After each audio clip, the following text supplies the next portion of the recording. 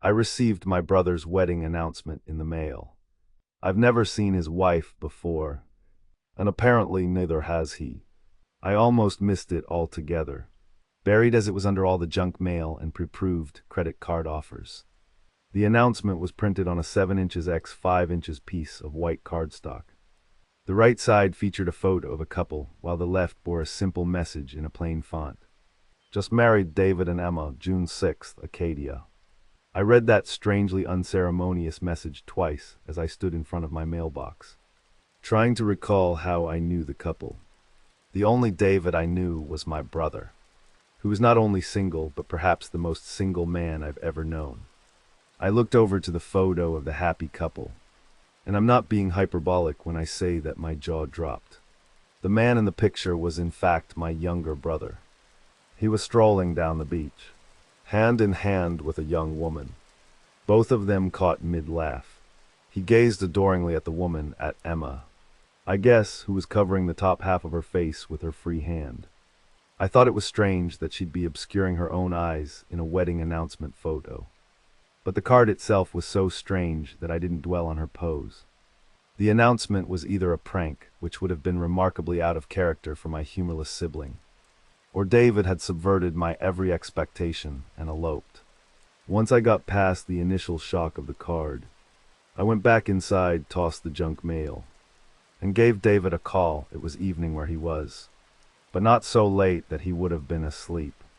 He picked up after 6 rings.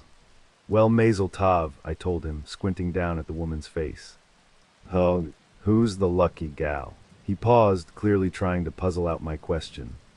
Then, what the hell are you talking about, man?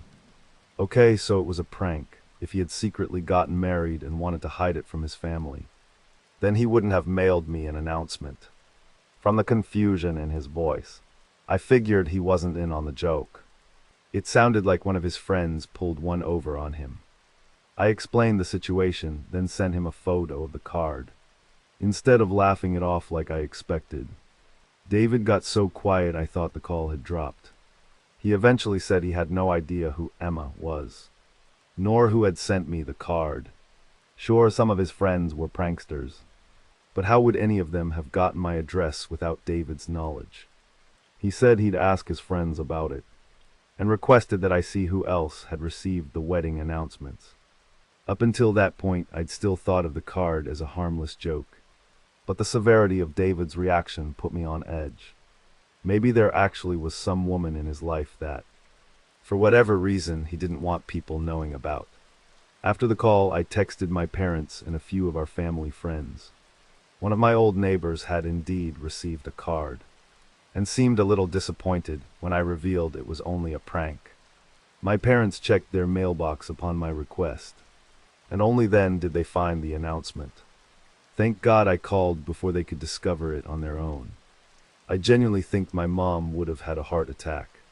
So far, those are the only 2 households that have received the cards, and I found it bizarre that David's friends knew either of those addresses. Before I fell asleep, I texted David my update.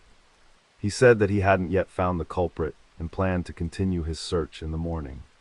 Again, I was somewhat perturbed by his seriousness. Was I missing something? I spent the next few hours trying to figure out who his bride could have been. In doing so, I quickly started to feel like every other woman on earth was named Emma. There were so many significant women in mine and David's lives who bore that name that sorting through them all seemed pointless. There was, for example, our childhood friend and neighbor, who David harbored an unrequited crush on for years until her family moved away. There had been a tragic incident at our high school in which an Emma in David's year fell headfirst behind some lockers, dying from positional asphyxia. I had dragged David along to a rager at an Emma's house in college, which had ended in both of us spending a night in jail for public intoxication. Apparently my life was just one big stream of Emmas, and none of them seemed plausibly linked to the marriage announcements. Now here's the part of all this that I'm still struggling to make sense of. The night after I called David about the card, I woke up in the middle of the night to my phone ringing. I checked the caller ID and saw that it was David. I assumed he was calling me about the stupid prank, and part of me wanted to ignore him until the morning. Then again, he could have been having some kind of emergency. So I picked up the phone and grumbled, "What?" Into the mic. There was silence for a few seconds. And then I was shocked to hear a woman's voice on the other end. "Hello," said the voice, quiet and slow and unmistakably feminine. I sat up in bed. "What, David? Who is this?" I double-checked the screen and confirmed it was in fact David's number. Another long pause and then, "Yes, this is David's apartment." After that, the caller hung up. Disturbed, I called David back immediately. But no one picked up. I sent him a text asking who had just called. Then called him 3 more times. No one picked up, and I was starting to panic. Yeah, I know the most likely explanation was that he simply had a woman over. But something didn't feel right. I guess David's paranoia was rubbing off on me because I was so weirded out that I actually phoned David's buddy Mike, who lived in his same apartment building, and made him do a wellness check for me. When Mike got to the apartment, my brother was asleep inside, perfectly safe and sound. He didn't have anyone over, and there were no signs that anyone had broken into his apartment or messed with his phone. And yet I hadn't imagined the call. At least not entirely, according to the phone logs. There had definitely been an outbound call from David's phone to mine. He had no memory of calling, and even if David had a history of sleep talking, which he doesn't, the voice certainly didn't sound like a man impersonating a woman. I'm at a complete loss. I tried giving the card a more thorough look this morning, trying to see if I'd glossed over some clue. The longer I stared at the woman in the photo, the more creeped out I got. Why was she covering her eyes? If someone had gone through the trouble of creating fake couple photos, why not give Emma a more natural pose? Frankly, I could only look at the marriage announcement for a few seconds at a time before I had to put it down. Maybe that's why it took me so long to realize that the woman's mouth had been flipped upside down. Story number 2. I found home videos of my family that shouldn't exist. My brother died when I was 7 years old. He was 13. He drowned in the lake down the street from our house. My parents never touched his room. They tried once, but they couldn't do it. Too raw. After that, the door just stayed shut. His room became a kind of museum of him. That was 11 years ago. His room still looks the same. This morning, while I was packing for college, I thought I'd finally go in there. My plan wasn't anything dramatic. I just wanted to grab a few hoodies, maybe a keepsake or 2 to take with me. Something to hold on to when I got homesick. Full transparency, I've been in his room plenty of times before. I've sat on his bed, I've looked through his shelves, but I've never really gone digging. That felt wrong, and I really had no inclination to. I just missed my brother. That wasn't my intention today either. It wasn't my intention to find a stack of DVDs shoved into the bottom drawer of his dresser. There were 3 of them, just labeled 1, 2, and 3. The only DVD player in the house is still hooked up to his old TV. Everything else went streaming years ago. For a minute I told myself not to do it. They weren't mine, they probably didn't matter. I picked up some of the items I had collected, put the DVDs back in his drawer, and returned to my room. Tonight they started calling to me. I know how that sounds. I know you're thinking it was just my curiosity eating at me. But it wasn't like that. It felt physical, a pull in my chest. So I crept back across the hall, slipped into his room, locked the door behind me so my parents wouldn't hear, and I put in the first DVD. It was a home video. I didn't even know we had any. I don't remember my parents ever owning a camera. The video starts with static, then clears just enough to show something.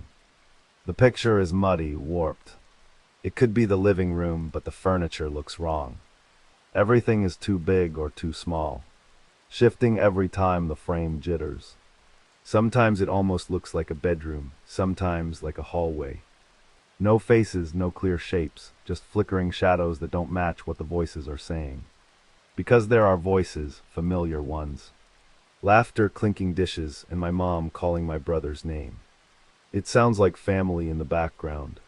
Just out of sight, I hear my brother's laughter, and the sound swallows me whole. It rings through my head, bouncing off the bones that make up my skull. Then beneath it is another voice.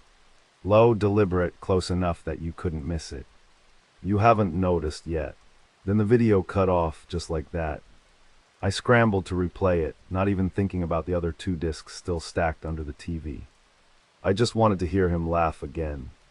That laugh, I tried not to think about the end, though the fear of it was crawling slowly up my spine as I hit play. Because the way it spoke, it sounded like it wasn't part of the recording at all. Like it was speaking to the camera, to me. I pressed play again, this time pausing every few seconds, desperate to make sense of what I was seeing. But nothing held still. Everything on the film looked almost familiar. Like a room you swear you've been in but can't place. The walls are a little too narrow, and the colors are washed out enough to make it something you've never seen before. It made me feel like my brain was short-circuiting. Then I froze the frame just before the moment he laughed. And there it was, a caption faint and yellow, burned into the corner of the screen. July 30th, 2015. 7 months after my brother drowned.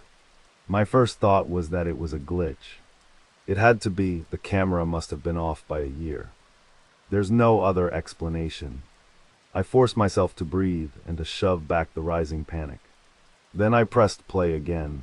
His laugh filled the room, and for a second, my fear washed away. It was just him again. He was alive, warm, present, a bittersweet rush of comfort and grief. But then the voice returned. Closer this time, wet against the microphone. Broken and cutting in and out like static. You noticed. I ripped the DVD out of the player and threw it across the room. I don't even know why I did it. Adrenaline, I guess. My hands were shaking so hard I couldn't control myself. I'm trying to think of logical explanations. I want to believe there's one. But every reason I come up with feels paper thin. I just bolted back to my room and dove under the covers. Like that would help. I don't want to watch the other videos. I don't, but I can feel them pulling at me. Like they're not finished, like I owe them something. I can't sleep. It's dark, it's late, the rain just started. The bathroom faucet always drips, but tonight it sounds so much louder. You could almost confuse it for footsteps.